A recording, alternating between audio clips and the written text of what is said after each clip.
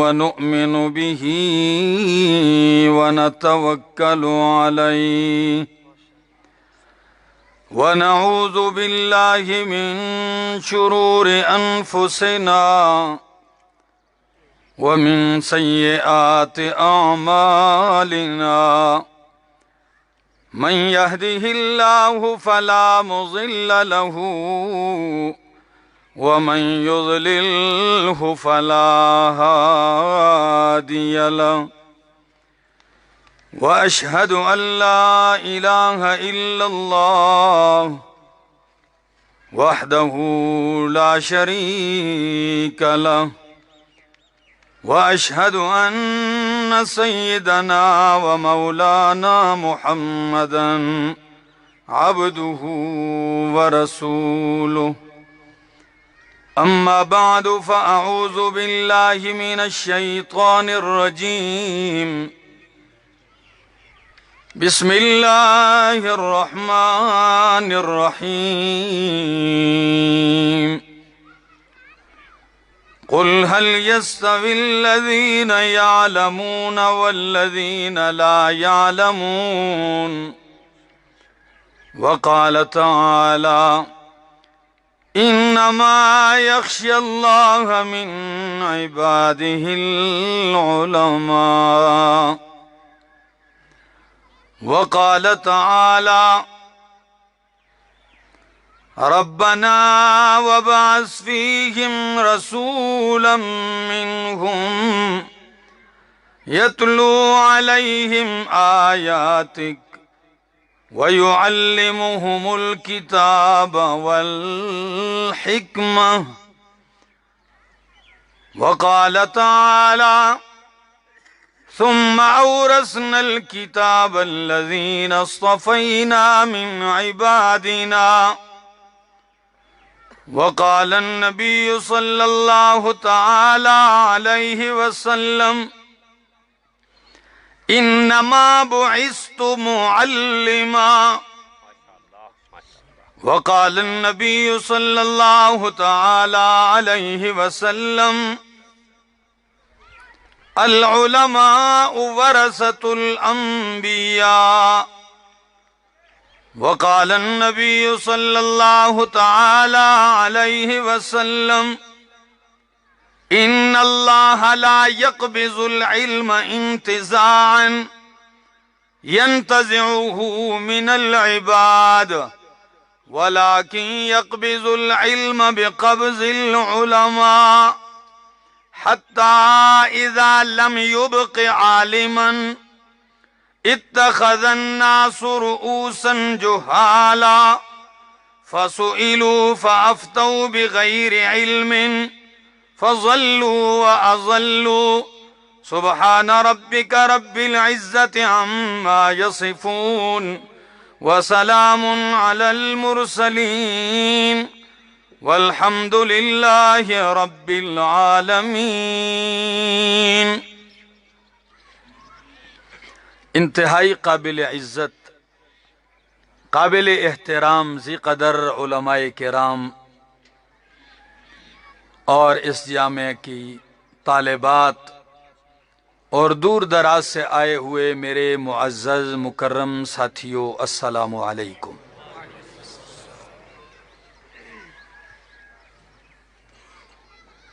مجھے اپنی کمائیگی کا احساس بھی ہے، اس کے باوجود مولانا صاحب نے مجھے فون پر بھی بتایا اور ابھی آپ کے سامنے بھی کہا کہ ہر موضوع، میں سوچ میں پڑ گیا کہ وقت کا دورانیہ تو ایک موضوع کے لیے بھی ناکافی ہے،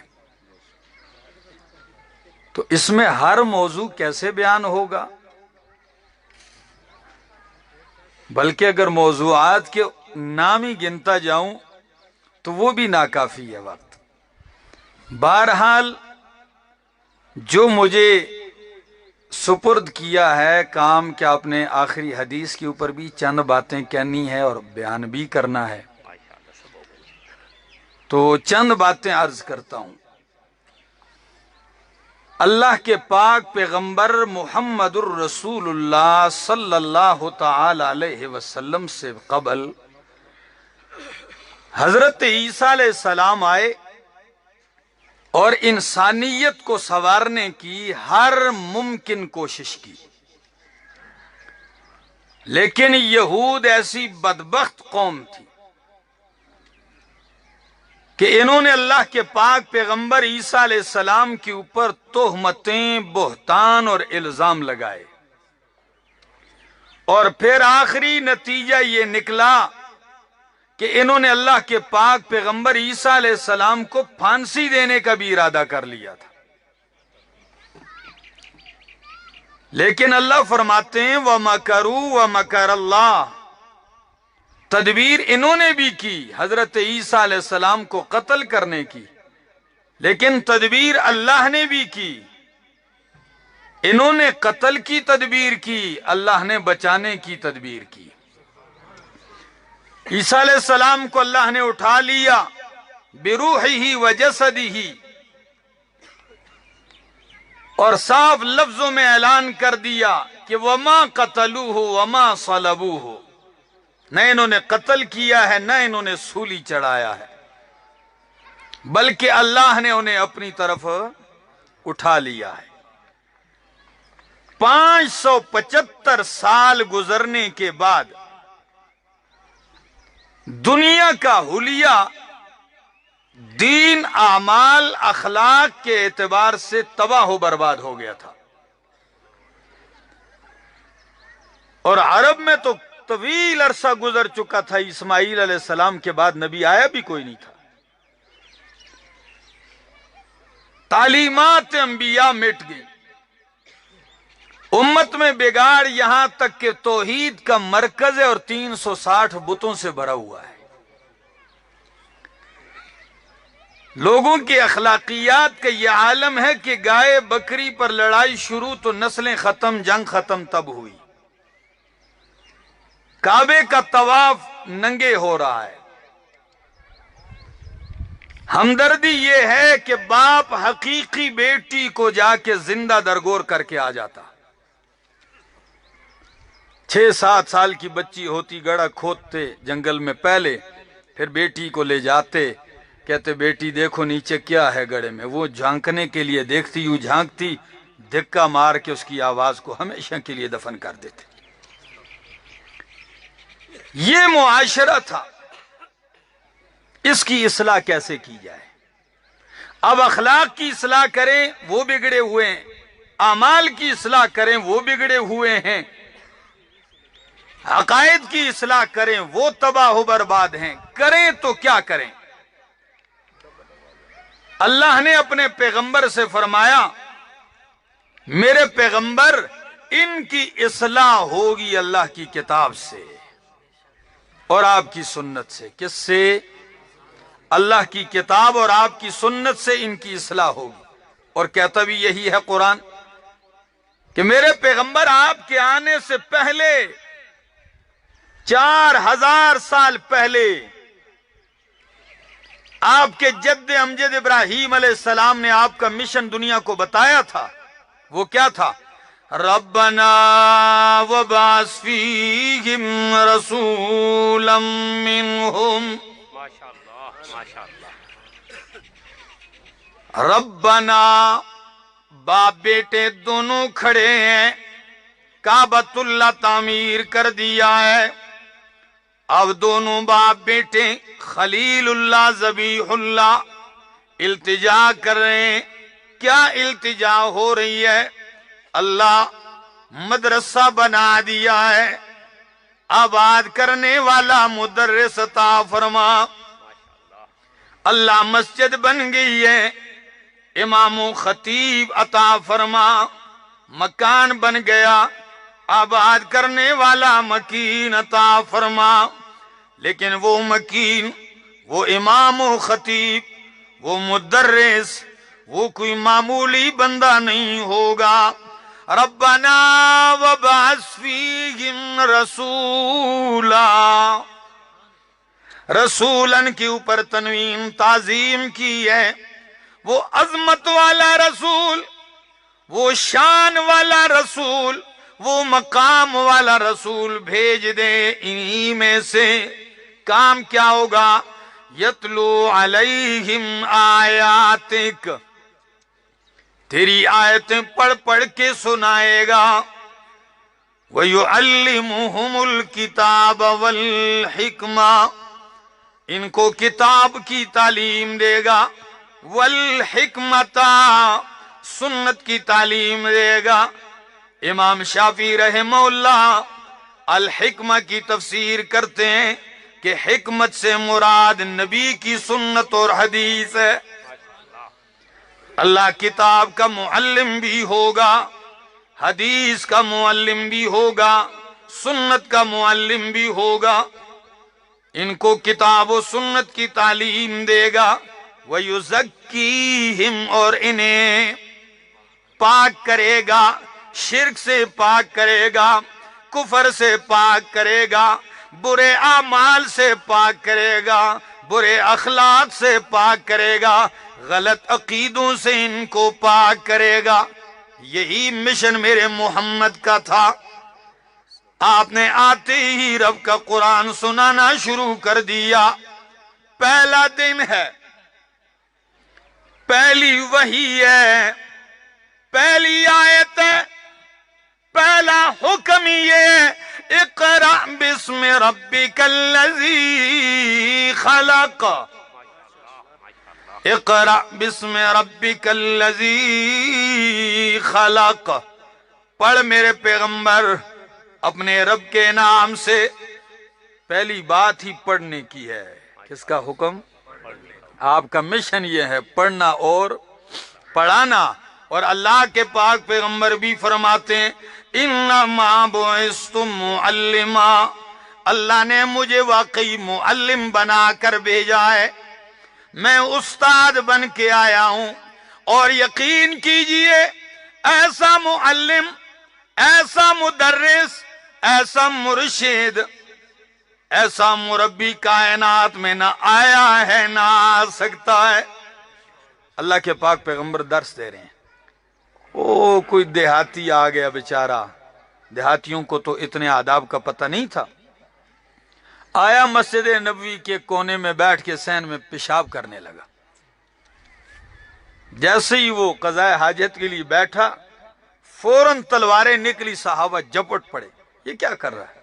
جب دوڑے اس کی طرف، نبی علیہ السلام نے فرمایا ٹھہر جاؤ، اس کو فارغ ہو لینے دو، ٹھہر جاؤ۔ اب اس کو تو پتہ نہیں تھا، جب تلواریں نکلی اور دوڑ پڑے، اللہ کے نبی نے انہیں روکا، ٹھہر جاؤ۔ جب روکا، وہ فارغ ہوا، ادھر آؤ بھائی، بلایا اسے۔ اب اس کو اپنی حرکت کا پتہ تو چل گیا، یار مجھ سے غلطی ہوئی ہے، خدا جانے اب میرے ساتھ کریں گے کیا، کانپتے ہوئے آ گیا۔ نبی علیہ السلام نے فرمایا او اللہ کے بندے، ان هذه المساجد، ان هذه المساجد لم تبن لهذا، انما بنیت لذکر اللہ، یہ مسجدیں اس کام کے لیے نہیں بنی، یہ تو اللہ کے ذکر کے لیے بنی ہیں، ان میں اللہ کو یاد کیا جائے۔ یہ آپ نے کیا کام کیا؟ اچھا پھر مقصد پوچھا آئے کس لیے ہو بھائی؟ پتہ ہے وہ جملہ اس سے بھی بڑا سخت تھا، کہنے لگا مجھے پتہ چلا ہے کہ آپ بڑے امیر کبیر ہیں، بڑے سخی ہیں، بڑے کھلے دل سے پیسے خرچ کرتے ہیں، میں اس لیے آیا ہوں کہ مجھے کچھ فنڈ دیا جائے۔ نبی علیہ السلام مسکرا دیے کہ اللہ کا بندہ کہتا کیا ہے، ہائے ہائے، میں نے سنا آپ بڑے امیر کبیر ہیں، بڑے پیسے ہیں، آپ کھلے دل سے خرچ کرتے ہیں، حالانکہ میرے نبی کی گھریلو زندگی کا یہ عالم ہے۔ ام المومنین فرماتی ہیں آل رسول نے کبھی بھی لگاتار 2 ٹائم کھانا پیٹ بھر کے نہیں کھایا، یہ حال ہے۔ اور کسی اردو شاعر نے کمال کا نقشہ پیش کیا ہے میرے نبی کے گھر کا، کہتا ہے کھجوروں اور پانی پر معیشت گھر کی چلتی تھی، کھجوروں اور پانی پر معیشت گھر کی چلتی تھی، گزر جاتے مہینے آگ چولہے میں نہ جلتی تھی، کئی رات دن فاقوں میں اپنے کاٹ دیتے تھے، بھوک کی شدت میں شکم پر پتھر باندھ لیتے تھے۔ لیکن مرتبے کا یہ عالم ہے، شان کا یہ عالم ہے، مقام کا یہ عالم ہے۔ شاعر کہتا ہے مسافہ جس کو ہونے کی سعادت ہاتھ آتی تھی، جسے نبی کریم کے ساتھ مسافہ کا موقع ملتا پھر کیا ہوتا؟ شاعر کہتا ہے مسافہ جس کو ہونے کی سعادت ہاتھ آتی تھی، تو پورا دن گزر جاتا مگر خوشبو نہ جاتی تھی۔ اللہ اکبر۔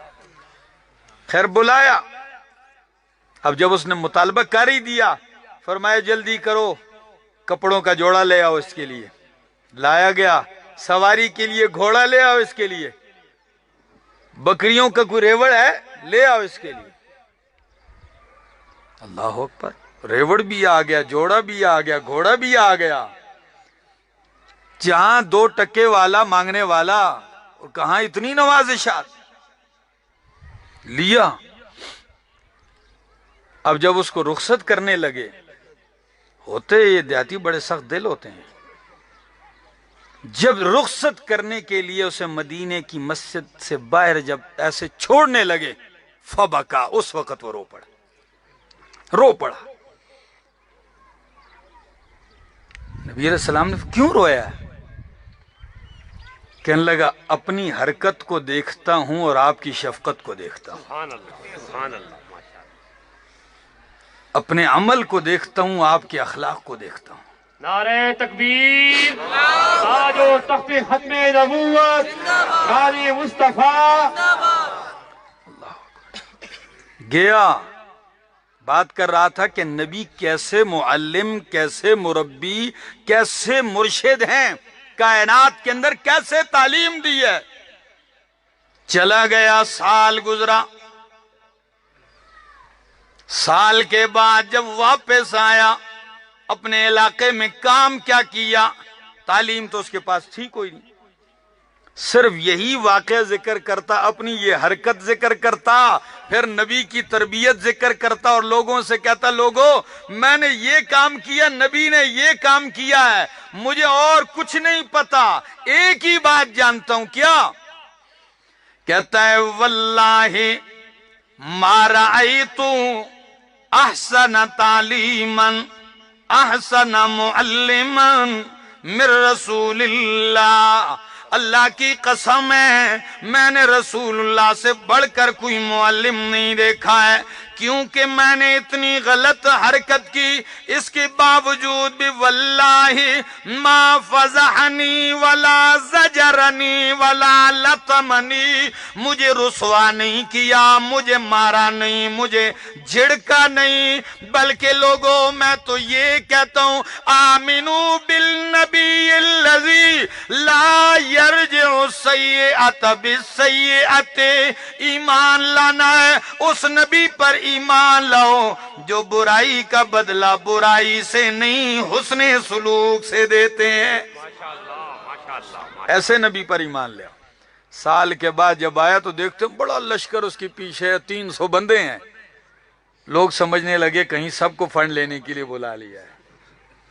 جب آیا جی کیسے آنا ہوا؟ کہنے لگے اللہ کے پاک پیغمبر مجھے کچھ نہیں آتا، ان کے سامنے صرف آپ کے اخلاق کی جھلک رکھی ہے، بغیر دیکھے یہ ایمان لانا چاہتے ہیں۔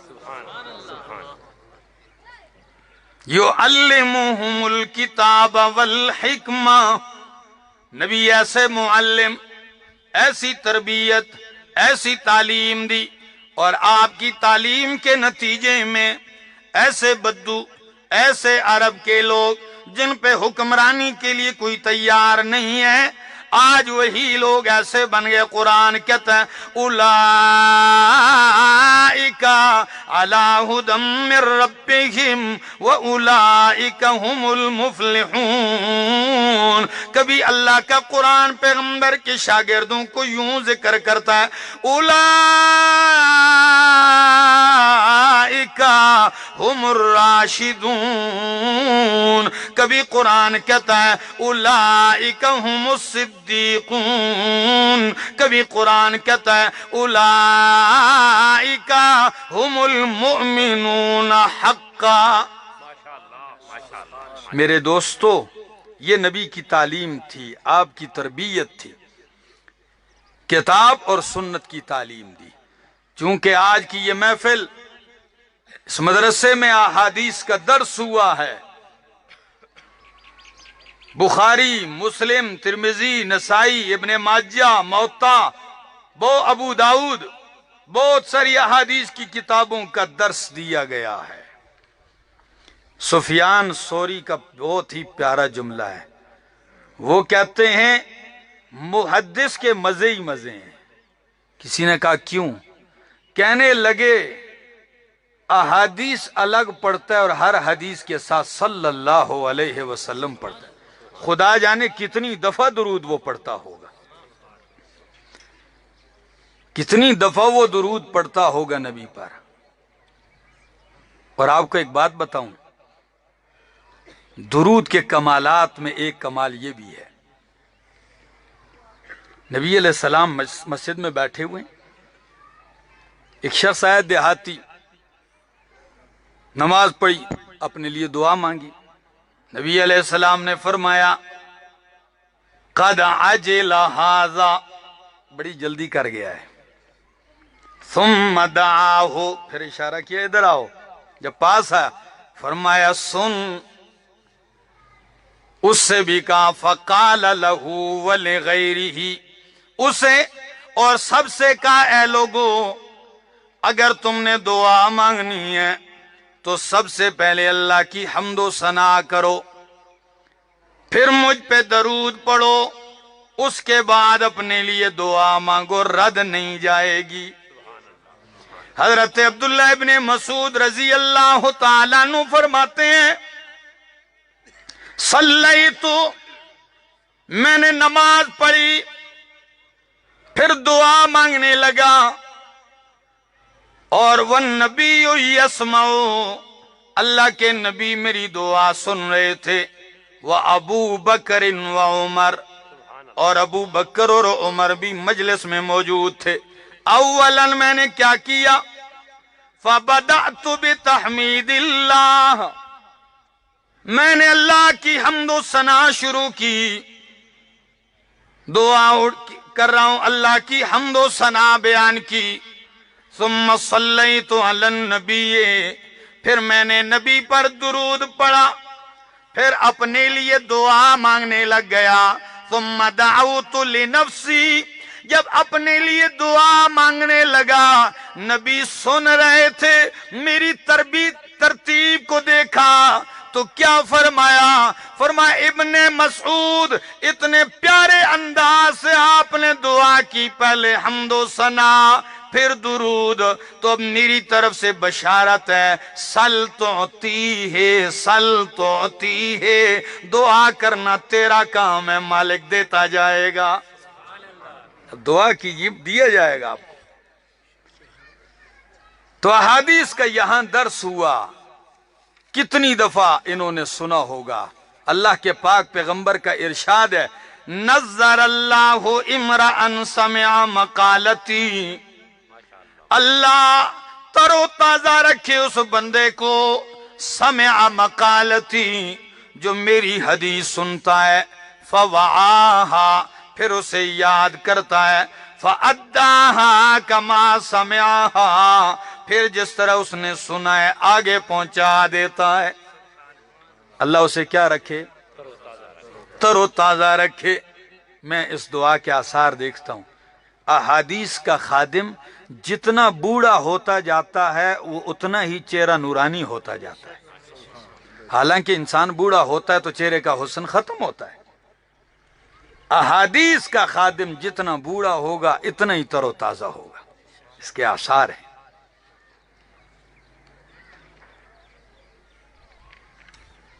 اور امت کی اصلاح ہوئی ہے اس سے. حجۃ الوداع کا موقع ہے, حد نگاہ تک لوگ ہیں.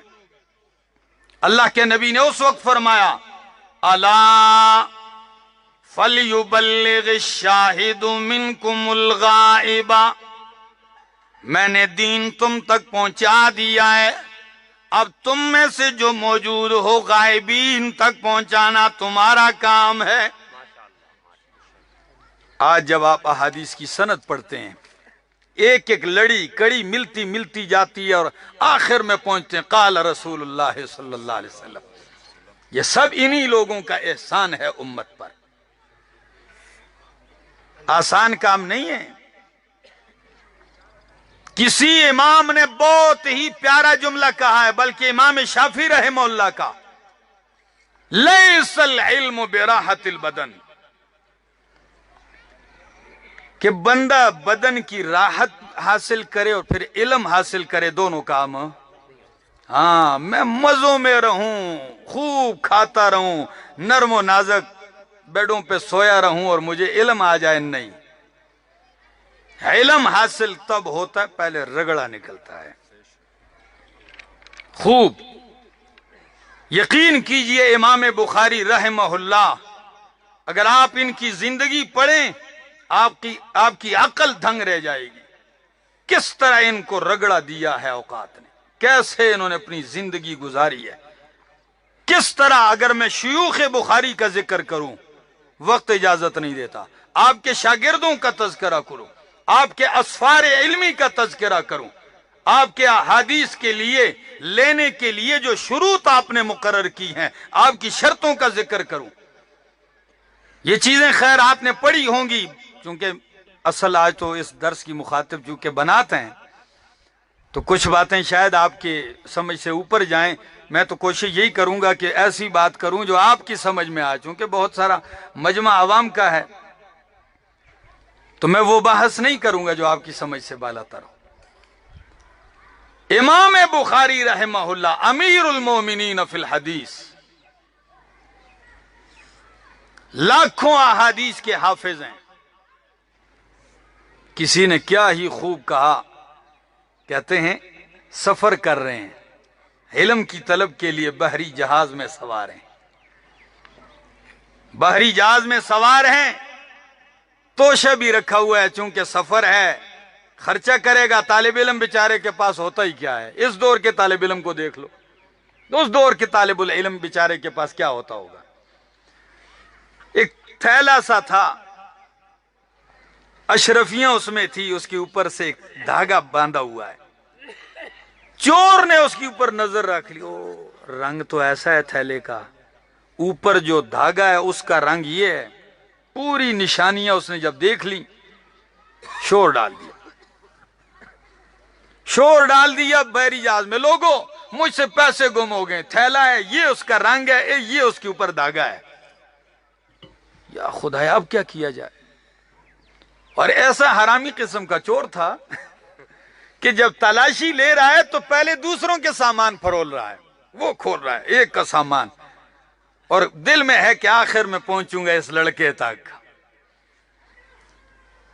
امام بخاری سوچ رہے ہیں یہ بدبخت تھیلا تو میرے پاس ہے, لیکن چونکہ نشانیاں اس ذلیل نے یاد کر رکھی ہیں, اب اگر میں جھگڑوں گا الزام چوری کا لگ جائے گا, میں راوی مجروح بن جاؤں گا, میری روایت کوئی نہیں قبول کرے گا حدیث. خیر تلاشی لیتے لیتے جب ان کے پاس آیا, اوپر نیچے دائیں بائیں سب کچھ کھول کے تن کا کر دیا, تھیلا مل نہیں سکا. چور بھی حیران ہے کہ تھا تو انہی کے پاس, گیا کہاں, مر گیا بیچارہ تلاش کرتے کرتے. جب نہیں ملا لوگوں نے اس کو گالیاں دی, بدبخت آدمی کہاں ہے, نکالو نا, ہم تو جہاز میں سوار ہیں. شرمسار ہوا جب جہاز سے اترنے لگے امام بخاری بھی اتر پڑے. جب یہ بدبخت بھی اترا تو دور جا کے ہاتھ سے ایسے پکڑا. بھائی تھیلا تو آپ کے پاس ہی تھا, یہ تو میں نے دیکھا ہے, پر گیا کہاں ہے یار؟ بس چھوڑ, جو ہونا تھا ہو گیا میرے ساتھ, تھیلا تو آپ کے پاس تھا. امام بخاری کی آنکھوں میں آنسو آ گئے, کہنے لگے بدبخت, میں پیغمبر کی احادیث کا طالب العلم ہوں. تو نے جب چوری کا آوازہ نکالا کہ چوری ہو گئی, میں اسی وقت وہ تھیلا میں نے سمندر میں پھینک دیا تھا. میں اسی وقت وہ پھینک چکا ہوں, اس لیے کہ مجھ پہ چوری کا الزام لگ جائے گا. ایسی زندگیاں ہیں ان لوگوں کی, یہ تاریخ ہے ان لوگوں کی, یقین کیجیے. ماں کا کردار ہے. امام بخاری اگر عظیم آدمی ہیں تو ان کے پیچھے کس کا کردار ہے؟ ایک ماں کا کردار ہے. تو جتنی بچیاں پڑھ رہی ہیں, جتنے لوگ پڑھ رہے ہیں, یاد رکھ لو, دنیا میں جب بھی کوئی عظیم شخص بنا ہے, چند چیزیں اس کے پیچھے ہوتی ہیں. ایک, یا تو وہ بندہ, اس کی اپنی محنت, نمبر 2 ماں باپ کی دعائیں, نمبر 3 بہترین استاد. یہ 3 چیزیں کار فرما ہوتی ہیں, تب جا کے کوئی عظیم انسان بنتا ہے. دوستو, آخری حدیث کے اوپر چند باتیں عرض کرتا ہوں اور پھر اپنی بات ختم کرتا ہوں. چونکہ میں نے کل پہنچنا ہے صبح دیر بالا, پھر وہاں سے پہنچنا ہے شانگلہ, تو سفر بھی ہے. اور میں نے ان سے کہا تھا کہ میرا وقت 11 بجے ہوگا اور 12 بجے تک مجھے رخصت ہوگی. بہرحال سنیے, امام بخاری رحمہ اللہ نے اپنی کتاب کا آغاز کیا تھا کتاب الایمان. کس سے؟ اور اختتام ہو رہا ہے کتاب التوحید پر. کس پر؟ کتاب التوحید پر. میں کہتا ہوں عجیب ربط ہے. 16 سال میں اس کو لکھا ہے, لیکن اس کو ایسے مرتب کیا ہے کہ آج تک ہزاروں محدثین صرف اس کے ربط اور اس کی مطابقت ہی کے اوپر جو نکات نکال رہے ہیں وہی ختم نہیں ہو رہے. کتاب الایمان سے آغاز کیا, کتاب التوحید پہ ختم کیا, اشارہ کر دیا کہ توحید ہی ایمان ہے. کیا ہے؟ ایمان سے آغاز, ایمان پہ خاتمہ. ایمان سے آغاز, ایمان پہ خاتمہ ہو رہا ہے. اور پھر کتاب التوحید میں, چونکہ جب آپ اللہ کی توحید بیان کریں گے تو توحید کے زد میں بہت سارے فرقے آئیں گے. توحید کے زد میں بہت سارے فرقے آئیں گے. تو امام بخاری نے ان فرقوں کے اوپر رد بھی کیا ہے. کیا کیا ہے؟ ہاں, یہ امام بخاری فرماتے ہیں توحید اس وقت تک کامل نہیں ہو سکتی جب تک کہ اس کے ضد کی تردید نہ ہو جائے. تو خوب رد بھی کیا ہے توحید کے ضد کے اوپر. جہمیہ پر رد کیا ہے, معتزلہ پر رد کیا ہے, بہت سارے باطل فرقوں کے اوپر امام بخاری نے رد کیا ہے.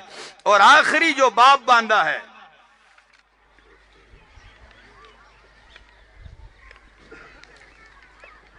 اب ایک ہی کام ہوگا, باب باندھا ہے امام بخاری نے, باب قول اللہ تعالی وَنَزَعُ الْمَوَازِينَ الْقِسْطَ لِيَوْمِ الْقِيَامَةِ وَأَنَّ أَعْمَالَ بَنِي آدَمَ وَقَوْلَهُمْ تُوزَنُ وَقَالَ مُجَاهِدٌ الْقِسْطَاسُ الْعَدْلُ بِالرُّومِيَّةِ وَيُقَالُ الْقِسْطُ مَصْدَرُ الْمُقْسِطِ وَهُوَ الْعَادِلُ وَأَمَّا الْقَاسِطُ فَهُوَ الْجَائِرُ. وَبِهِ قَالَ حَدَّثَنَا أحمد بن إشكاب قال حدثنا محمد بن فضيل عن عمارة بن القعقاع عن أبي زرعة عن أبي هريرة رضي الله تعالى عنه قال قال النبي صلى الله تعالى عليه وسلم كلمتان حبيبتان إلى الرحمن خفیفتان علی اللسان ثقیلتان فی المیزان سبحان اللہ وبحمدہ سبحان اللہ العظیم. باب کیا ہے؟ اور امام بخاری کا یہ بھی کمال، جب بھی کبھی باب میں حدیث کا ٹکڑا ذکر کر دیتے ہیں، کبھی باب کے لیے آیت کے اندر کوئی لفظ ملے، اس آیت کی کا وہ ٹکڑا اس کو باب بنا دیتے ہیں. جیسے یہ کہ نزع الموازین القسط، قرآن کی آیت ہے، ہم ترازو رکھیں گے انصاف کے لیوم القیامہ، فی یوم القیامہ. نمبر 2، بعض نے کہا ہے کہ یہ لام تعلیلیہ ہے، اے لحساب یوم القیامہ، ہم ترازو رکھیں گے قیامت والے دن حساب کتاب کے لیے، انصاف کا ترازو قائم ہوگا. اس آیت کو باب بنایا اور پھر نیچے کیا ذکر کیا؟ وَأَنَّ أَعْمَالَ بَنِي آدَمَ وَقَوْلَهُمْ يُوزَنُ تُوزَنُ، کہ بنی آدم کے اعمال کو تولا جائے گا، ان کے اقوال کو تولا جائے گا. اس ترجمۃ الباب کا مقصد کیا ہے؟ معتزلہ کے اوپر رد کرنا ہے جو وزن اعمال کا انکار کرتے ہیں. ایک گمراہ فرقہ گزرا ہے، بہت ساری چیزوں کا انہوں نے جو عقل میں نہیں آنے والی تھی انہوں نے انکار کیا ہے. وہ کہتے ہیں کہ اعمال، اب آپ عمل کرتے ہیں نماز، تو آپ کا تو وجود ہے لیکن نماز کا تو وجود نہیں ہے. آپ نے روزہ رکھا ہے، آپ بھوکے ہیں پیاسے ہیں، روزے کا الگ کوئی وجود ہے جسم؟ تو تولا تو اس چیز کو جاتا ہے ترازو میں، پلڑے میں، جس کا کوئی جسم ہو. یہ اعراض ہیں، اعراض کو کیسے تولا جا سکتا ہے؟ یہ ناممکن ہے. امام بخاری فرماتے ہیں جو بھی تم کہو اعراض ہیں یا جو بھی، مالک نے جب کہہ دیا ہے تو ہمارا کیا ہے؟ ایمان ہے، عقیدہ ہے، اعمال تولے جائیں گے. قرآن بھی کہتا ہے، ادھر بھی فرمایا وَنَزَعُ الْمَوَازِينَ الْقِسْطَ، اور دوسرے مقام پہ وَالْوَزْنُ يَوْمَئِذٍ الْحَقِّ، کہ اعمال کا تولنا حق ہے. ہاں، باقی یہ کہنا کہ اعمال کیسے تولے جائیں گے، تو محدثین نے 3 توجیحات کی ہیں، 3 تفسیریں ہیں. ایک یہ کہ اعمال اس دنیا میں تو ان کا جسم نہیں ہے، لیکن یہاں بات اس دنیا کے لحاظ سے نہیں ہو رہی، آخرت میں جن چیزوں کا جسم نہیں بھی ہوگا مالک انہیں بھی جسم عطا کر دے گا. تو روزے کو، حج کو، زکوٰۃ کو، قربانی کو، نماز کو اللہ کیا دے دیں گے؟ جسم دے دیں گے. بولو اللہ دینے پہ قادر ہے کہ نہیں؟ اور جسم جب ملے گا تو اجسام کو تولا جائے گا. اب آپ کہیں گے جسم کیسے؟ قرآن کی اس آیت سے پتہ چلتا ہے، حدیث عبداللہ ابن عباس سے بھی اور اس آیت سے بھی. کون سے؟ وَوَجَدُوا مَا عَمِلُوا حَاضِرًا، وَوَجَدُوا مَا عَمِلُوا حَاضِرًا، جو انہوں نے عمل کیا ہے اس کو حاضر پائیں گے. ما عملو، تو عمل کو حاضر تبھی پائیں گے کہ اس کا جسم ہوگا. جب جسم ہوگا تو تولا بھی جائے گا. دوسرا، حضرت عبداللہ ابن مسعود رضی اللہ تعالیٰ عنہ کا قول، ان کی حدیث کہ اعمال کو نہیں، صاحب اعمال کو تولا جائے گا. یہ جو بندہ عمل کرتا ہے اس عمل والے کو تولا جائے گا. اب اس کے لیے دلیل حضرت عبداللہ ابن مسعود رضی اللہ تعالیٰ عنہ، چونکہ جسم کے لحاظ سے قد بھی ان کا چھوٹا تھا اور بدن بالکل لاغر، کمزور، باریک باریک پنڈلیاں تھیں. اللہ کے نبی کے لیے مسواک توڑنے جب اوپر چڑھے تو ہوا چلنے لگی تو ایسے وہ ٹہنی کے اوپر جھولے کھانے لگے اور پنڈلی نظر آ رہی تھی تو باقی دوست دیکھ کر ہنسنے لگے. نبی علیہ السلام نے فرمایا تم ابن مسعود کی باریک باریک پنڈلیاں دیکھ کے ہنستے ہو؟ ہمارا ایک دوست تھا نا، بڑا کمزور سا تھا، تو جب کبھی وہ پنڈلی ایسے کر کے بیٹھ جاتا ہم کہتے یار مسواک کو چھپا لو، آپ کی پنڈلیاں مسواک ہیں. बारीक से। तो दोस्त हंस पड़े। नबी अलैहिस्सलाम ने फरमाया, कसम है उस जात की जिसके कब्जे कुदरत में मेरी जान है, तुम जिस बारीक पिंडलियों को देख के मुस्कुरा रहे हो, इस बारीक पिंडली का वजन कयामत वाले दिन तराजू में ओहद पहाड़ जैसा होगा। तो अमाल तोले जाएंगे, साहिब अमल को तोला जाए।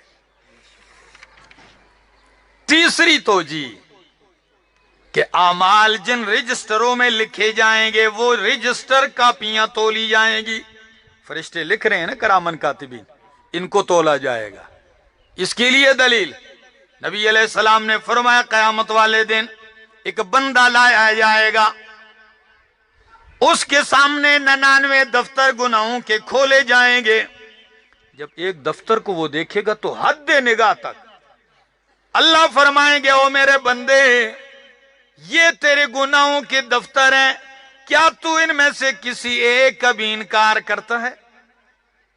मेरे फरिश्तों ने कोई ज्यादती की हो लिखने में, या गुनाह कम किया हो ज्यादा लिख दिया हो, या न किया हो वैसे ही लिख दिया हो, इनकार करता है?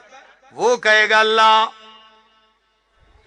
अल्लाह मैं किसी गुनाह का भी इनकार नहीं करता हूं, सब मुझसे हुए। जब उनको देखेगा कहेगा, मैं तो तबाह हूं। अल्लाह फरमाएंगे, तेरी एक नेकी मेरे पास है। कहेगा, अल्लाह एक नेकी एक अमानत क्या आएगी, क्या उसका वजन होगा इस 99 दफ्तरों के मुकाबले में? इतने में उसके लिए एक पर्ची निकाली जाएगी, कागज का पुर्जा, उस पे लिखा होगा, अशहदु अल्ला इलाहा इल्लल्लाह व अशहदु अन्ना मुहम्मदर रसूलुल्लाह। ये कलमा शहादत लिखा होगा, ये ले जाके इसको तोल ले। कहेगा, अल्लाह इस एक पुर्जे को क्या तोलूं इतने बड़े दफ्तरों के मुकाबले में? फरमाया जाएगा, तोल तो सही, जाके तरखड़ी में डाल तो सही, पलड़े में डाल तराजू के। जब उस पर्ची को जाके पलड़े में डालेगा, पलड़े वाला पर्ची वाला पलड़ा झुक जाएगा, 99 दफ्तर हल्के हो जाएंगे। तो वह अन्ना आमाल बनी आदमा व कौलहुम यूजन तूजन, बनी आदम के अमाल को तोला जाएगा। क्या किया जाएगा? और मवाजीन जमा जिक्र किया है, तो क्या बहुत सारे तराजू होंगे? बाज़ उलमा फरमाते हैं, हाँ, रोजे का अलग, हज का अलग, फराइज का अलग, सुन्नतों का अलग तराजू होगा।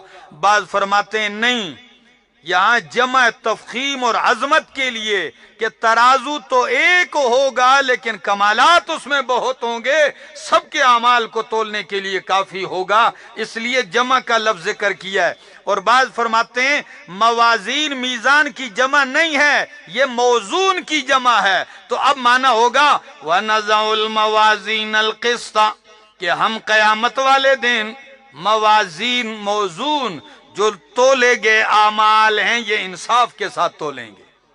तराजू की जमा नहीं, खुद मौजून की जमा है।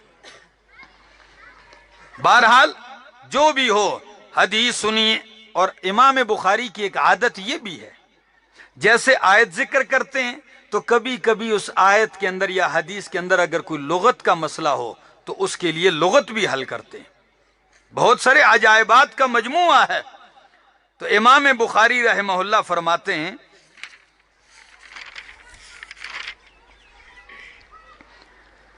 काला मुजाहिदुन, इमाम मुजाहिद फरमाते हैं, अल क़िस्तास, अल क़ुस्तास दोनों उस तरह, जमा कसरा, अल अदल क़िस्तास अदल को कहते हैं। बिर रूमिया, साथ ये भी बताया रूमी जुबान में।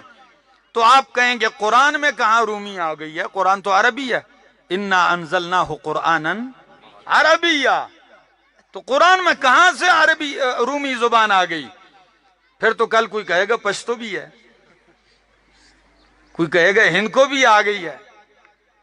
नहीं मेरे दोस्तों, इसका जवाब मुहद्दिसीन ने जिक्र किया है कि यहां ये बतलाने कुरान में आजमी नहीं, ये तवाफुक लुगतैन है तो ये अरबी, लेकिन कभी कभी अरबी लफ्ज कई जुबानों में मुश्तरक होता है, सब जुबानों के अंदर वो लफ्ज मुश्तरक होता है। तो अरबी है, रूमी जुबान में भी इस्तेमाल होता है। बहुत सारे अल्फाज हैं हमारे यहाँ, जब गला खराब होता है तो हम तूत से पीते हैं, क्या अक्सर मैं गाड़ी में रख लेता हूं, तो तूत को पश्तो में भी तूत कहते हैं, ہندکوں میں بھی توت کہتے ہیں، اردو میں بھی توت کہتے ہیں، عربی میں بھی توت کہتے ہیں، انگریزی میں بھی توت کہتے ہیں۔ تو یہ توافق لغات ہے، بہت ساری زبانوں کے درمیان۔ لفظ تنور ہے، عربی میں بھی تنور، پشتو میں بھی تنور، اور ہندکوں میں بھی تنوری کہتے ہیں۔ وفارت تنور، قرآن نے بھی اس کو تنور ہی کہا ہے۔ یہ توافق لغتین ہے، کبھی ایسے بھی ہوتا ہے۔ تو فرمایا العدل بالرومیہ ویقال القسط مصدر المقسط، یہ بھی کہا گیا کہ قسط یہ مصدر ہے مقسط کا۔ اب یہاں بہت سارے اشکال ہوتے ہیں کہ مقسط تو باب افعال سے ہے، قسط جو ہے وہ تو ثلاثی مجرد ہے، تو مقسط کیسے مصدر؟ پہلے تو بات یہ ہے کہ مصدر ہے ہی نہیں مقسط۔ مقسط کا مصدر کیا ہے؟ اقساط ہے۔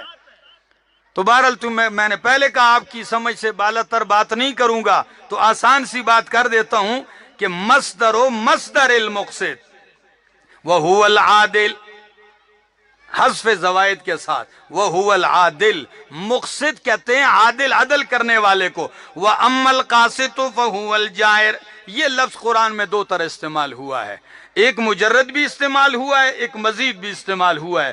اکثر مقامات پہ جہاں مزید استعمال ہوا ہے تو وہاں عدل اور انصاف کے لیے استعمال ہوا ہے، اور جہاں مجرد استعمال ہوا ہے تو وہاں اکثر ظلم، جبر، اس کے لیے استعمال ہوا ہے۔ تو یہاں بھی امام بخاری کہتے ہیں قاصد جائر ظالم کو کہتے ہیں۔ وَبِهِ قَالَ حَدَّثَنَا، حدیث سنیے، وَبِهِ قَالَ حَدَّثَنَا احمد ابن اشکاب، ہمیں حدیث بیان کی ہے احمد ابن اشکاب نے۔ یہ اشکاب بھی ہے، اشکاب بھی ہے۔ اگر اس کو عربی مانیں گے تو پھر یہ غیر منصرف بنے گا، منصرف بنے گا۔ اگر اس کو عجمی نام مانیں گے تو پھر یہ علمیت اور عجمہ کی وجہ سے کیا بن جائے گا؟ غیر منصرف۔ تو دونوں اس کو پڑھا گیا، منصرف بھی غیر منصرف بھی۔ احمد ابن اشکاب، احمد ابن اشکاب قال حدثنا محمد ابن فضیل، وہ فرماتے ہیں ہم سے محمد ابن فضیل نے حدیث بیان کی ہے، وہ عمارت ابن القعقاع سے نقل کرتے ہیں، عن ابی زرعہ، وہ امام ابو زرعہ سے نقل کرتے ہیں، وہ حضرت ابو ہریرہ رضی اللہ تعالیٰ عنہ سے نقل کرتے ہیں، حضرت ابو ہریرہ اللہ کے نبی سے نقل کرتے ہیں، اللہ کے نبی فرماتے ہیں کلمتان، آخری بات ہے، کلمتان، دو کلمے ہیں، حبیبتان الی الرحمن، رحمان کو بہت ہی پیارے ہیں، بہت ہی محبوب ہیں، خفیفتان علی اللسان، زبان پہ بڑے ہلکے ہیں، ہلکے کا لفظ مناسب نہیں، آسان، کیا؟ خفیفتان علی اللسان، زبان پہ بڑے آسان ہیں، سہل ہیں، ثقیلتان فی المیزان، میزان ترازو میں بڑے وزنی ہیں۔ باب کے ساتھ مطابقت اس لفظ کی ہے، کیونکہ باب باندھا تھا اعمال تولے جائیں گے، تو حدیث کا یہ جملہ اس کے ساتھ مطابقت رکھتا ہے کہ اعمال، یہ دو جملے جو ہیں وزن میں بڑے بھاری ہیں ترازو میں۔ کون سے دو جملے ہیں؟ سبحان اللہ و بحمدہ، سبحان اللہ العظیم، سبحان اللہ و بحمدہ، سبحان اللہ العظیم، سبحان اللہ و بحمدہ، سبحان اللہ العظیم۔ اگر 3 دفعہ آپ دوہرا لو کسی بچے کے سامنے، اس کو بھی یاد ہو جائیں گے۔ اسی کو فرمایا خفیفتان علی اللسان، بہت سہل ہیں۔ تو 2 کلمے ہیں، کلمتان سے مراد کلامان، 2 کلام ہیں، اللہ کو بہت محبوب ہیں۔ کیا مطلب؟ اے محبوب قائلہما، جب کلمے محبوب ہیں تو یہ کلمے پڑھنے والا بھی اللہ کو بہت محبوب ہوگا، کلمے بھی محبوب، کلمے کہنے والا بھی محبوب۔ یہی حدیث امام بخاری نے کتاب الدعوات میں ذکر کی ہے، اور فضیلت یہ ذکر کی ہے، جو بندہ 100 دفعہ یہ جملہ دوہرا دے، سمندر کے جھاگ کے برابر بھی گناہ ہو تو رب معاف کر دیتا ہے۔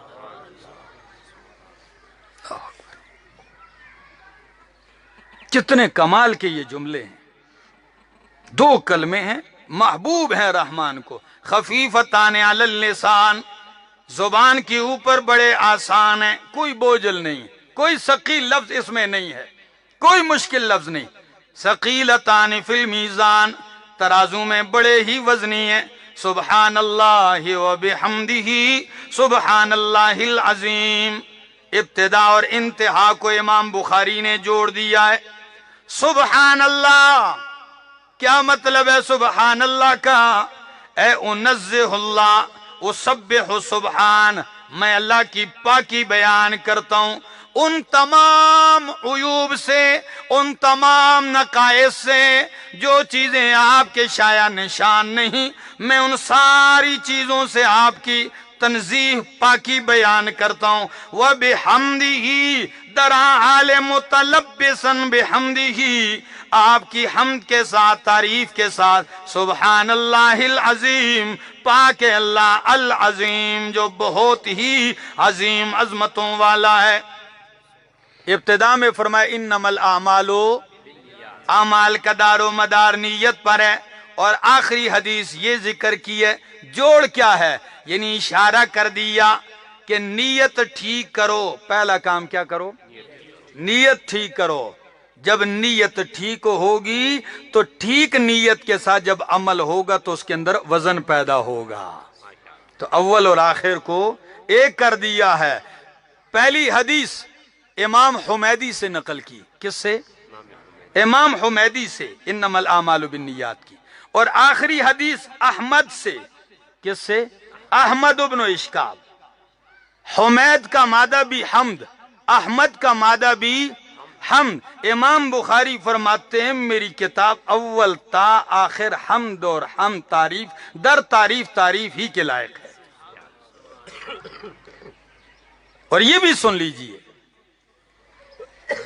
بعض علماء کہتے ہیں کہ امام بخاری کو اگر یہاں حدیث ذکر کرنی تھی تو وہ حدیث کیوں نہیں ذکر کی کہ جس میں آتا ہے من کان آخر کلامہ لا الہ الا اللہ دخل الجنہ؟